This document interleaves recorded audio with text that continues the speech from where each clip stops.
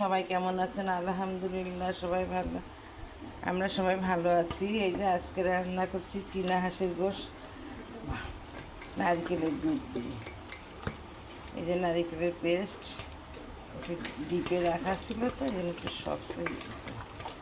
সব মশলা দিয়ে দিচ্ছে, আদা রসুনের পেস্ট, গরম মশলা, এলাচ, দারচিনি, তারপরে এই যে একটু ভাজা পেঁয়াজ দেবো, আমাদের স্পেশাল মশলা আর তেল, কিছুটা চিরা ঝাল দিছি, আর কাটা ঝাল দিলাম, আর গুঁড়া দিলাম।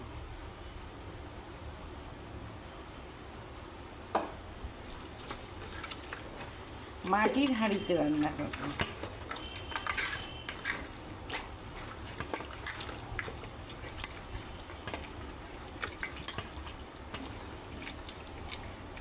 আস্ত রসুন দিয়ে চীনা হাঁসের গোশ রান্না করছি।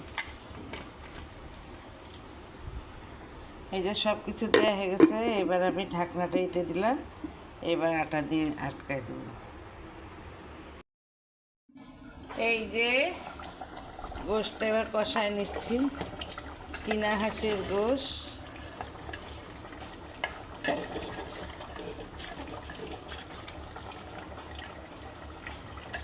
সুন্দর আস্ত রসুন দিয়ে, আজকে চুই দেবো না, আস্ত রসুন দিয়ে রান্না করছি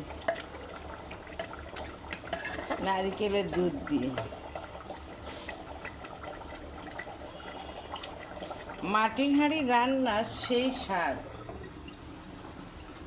আর সঙ্গে আছে ভুনা খিচুড়ি।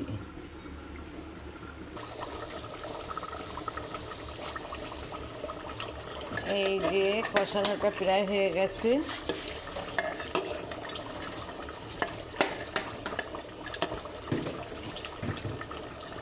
চীনা হাঁসের গোশ সেই স্বাদ।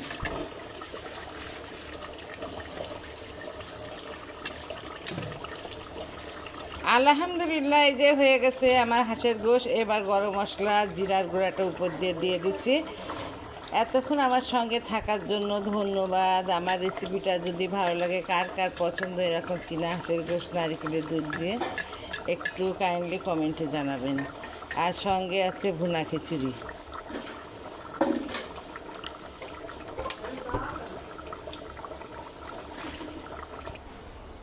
এই যে কতটা লোভনীয়, দেখেন কি সুন্দর।